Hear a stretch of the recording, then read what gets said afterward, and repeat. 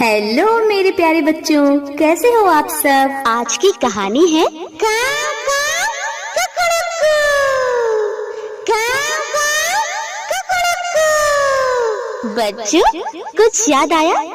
और अब सुनिए काव काव कुकुड़ुकू। भाग दो। एक बार जब राजा मोर महल से बहुत दूर गए हुए थे, तब लोगों की समस्याएं सुनने की जिम्मेदारी मंत्री मुर्गा और मंत्री कौवा पर थी। कुछ दिनों तक तो इन मंत्रियों ने ठीक से काम किया। इसके बाद जब मंत्री कौवा और मंत्री मुर्गा समस्याएं सुनते सुनते परेशान हो गए, तब कौवा सबसे कहने लगा कि काव काव करो, सब दुख दूर होंगे, और मुर्गा सबसे कहता कुकुड़ुक्कू करो, सब दुख दूर हो जाएंगे। मंत्रियों की सलाह सही मानकर जंगल के भोले भाले जानवर अपनी समस्या समाधान के लिए काव काव कुकुड़ुक्कू करने लगे। इस तरह कुछ समय में ही हर कोई अपनी समस्या के समाधान के लिए काव काव कुकुड़ुक्कू करने लगा था। जब तक राजा वापस आए, तब तक पूरे राज्य में जानवर काव काव कुकुड़ुक्कू में उलझ चुके थे।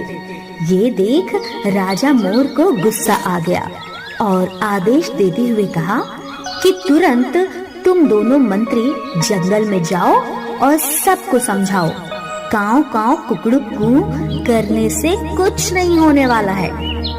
राजा ने कहा, ध्यान रहे, सबको समझाकर ही वापस आना, नहीं तो तुम्हें कठोर दंड दिया जाएगा। राजा मोर का आदेश सुनकर कौवे ने मुर्गे से कहा, यार, हम दोनों ने ही काव काव कुकुड़ुक्कू करके समस्याएं सुलझाने को कहा था। अब किस मुंह से कहेंगे कि इससे कुछ नहीं होगा। मुर्गा बोला, हाँ यार, बात तो सही है। फिर दोनों जंगल में गए तो देखा एक डाल पर उदास बैठे दो तोते काव काव कर रहे थे। तो कौवे ने कहा, तोते भाई, टे टे छोड़, ये काव काव क्या लगा रखी है। तोते ने कहा, मेरा बच्चा खो गया है, उसी के लिए काव काव कर रहा हूँ। कौवे ने कहा, काव काव से कुछ नहीं होगा, बच्चे को ढूंढना पड़ेगा। इतना सुनते ही तोते गुस्सा कर उड़ गए। दोनों मंत्री फिर आगे चले तो एक रोता हुआ बंदर मिला जो अपने परिवार से बिछड़ गया था। वो परिवार को ढूंढने के बजाय काव काव कुकुड़ुक्कू कर रहा था।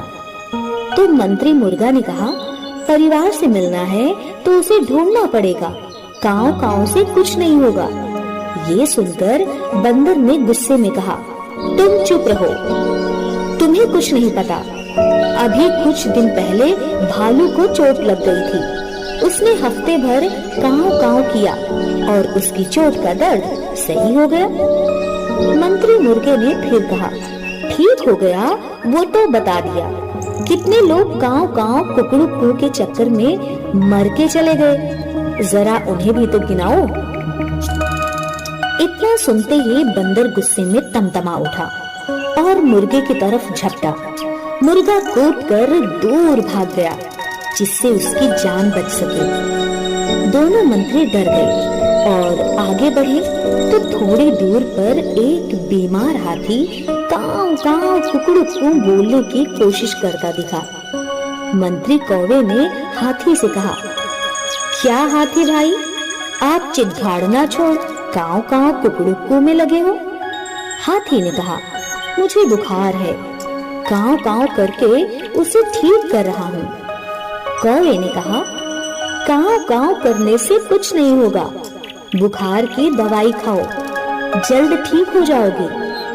हाथी ने कहा, काव काव करके ही बुखार कम हो गया है, ऐसे ही ठीक भी हो जाएगा। फिर मुर्गे ने देखा पास में ही एक हाथी मरा पड़ा है। तो मुर्गे ने बीमार हाथी से कहा, ये हाथी कैसे मर गया। हाथी ने कहा, इसे भी बुखार था।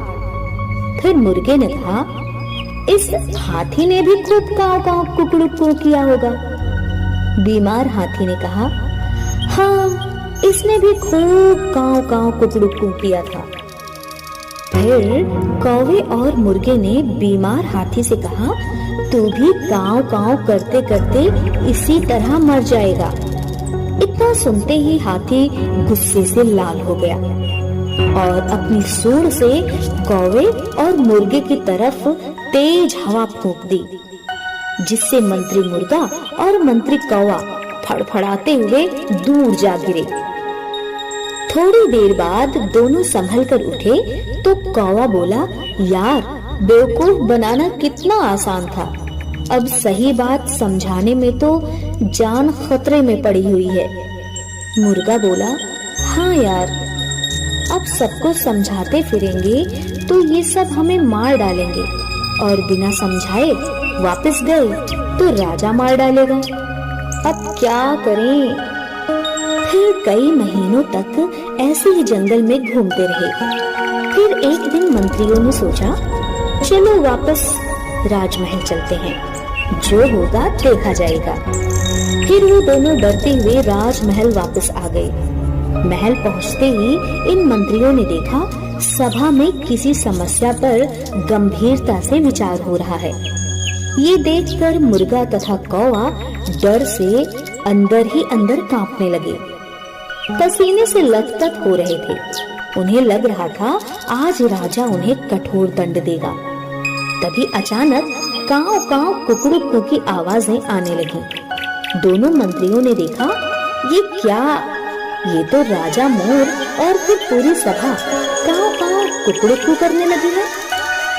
इतना देख मुर्गे और कौवे की जान में जान आई, और फिर वो दोनों भी जोर जोर से काव काव कुकड़ुकू करने लगे।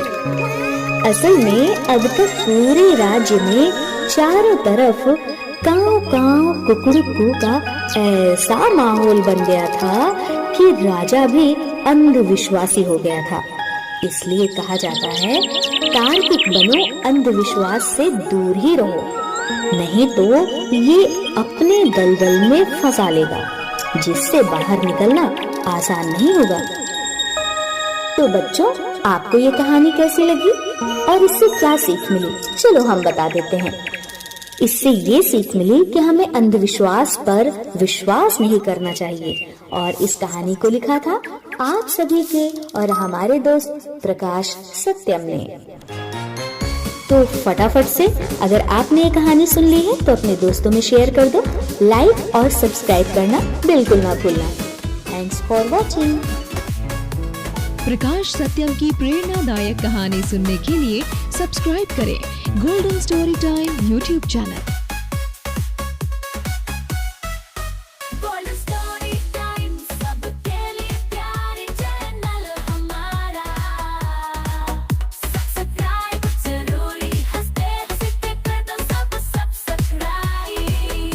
बच्चों के सपनों को पूरा कर रहा है हमें।